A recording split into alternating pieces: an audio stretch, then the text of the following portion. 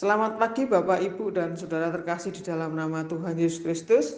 Salam jumpa kembali di Renungan Padinan GKJ Purwantoro bersama saya Deborah Retno dari Pepandan Kesmantoro. Firman Tuhan pagi ini terambil dari Kejadian 45 ayat yang kelima, yang demikian firman Tuhan.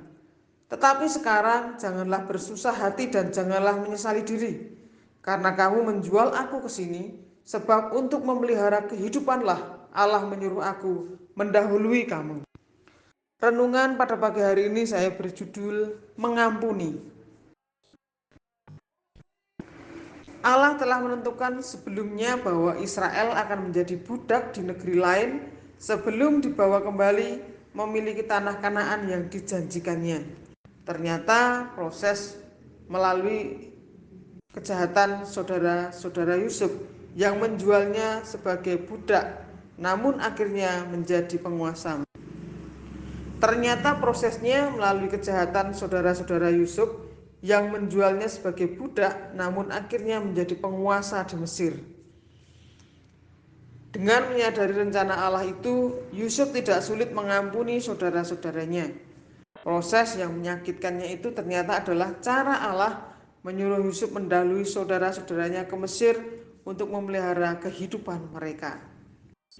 Kita sebagai jemaat Tuhan juga sudah Tuhan tentukan untuk memberitakan Injil ke seluruh suku bangsa di dunia sebelum Tuhan Yesus datang kembali di Yerusalem dan menjadi Raja Damai di bumi. Segala sesuatu Tuhan atur untuk memenuhi rancangan Tuhan itu. Bangsa-bangsa timbul dan tenggelam, raja-raja naik dan turun, penganiayaan terhadap jemaat, peperangan, penjajahan, semua ada di dalam kendali Tuhan menuju kepada kedatangan Tuhan itu.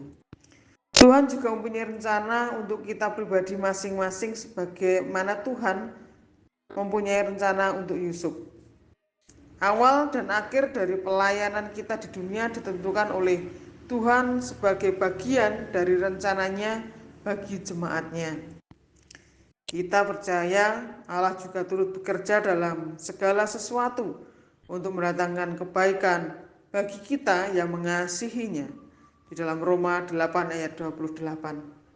Segala sesuatu itu termasuk kejahatan yang dilakukan orang terhadap kita atau bahkan kesalahan kita sendiri.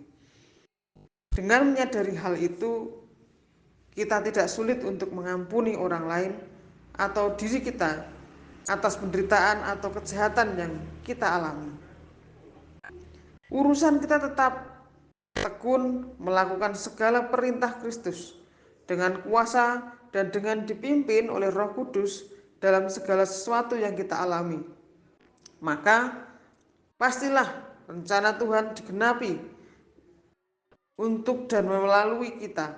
Kita akan sampai dengan selamat sampai akhir perjalanan hidup kita di dunia dan menerima anugerah keselamatan yang sempurna kelak pada saat kedatangannya kembali.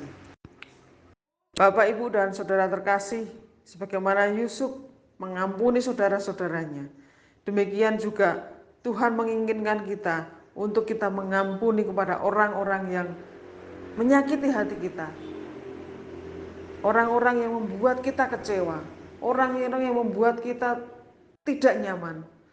Allah mau supaya kita untuk mengampuni.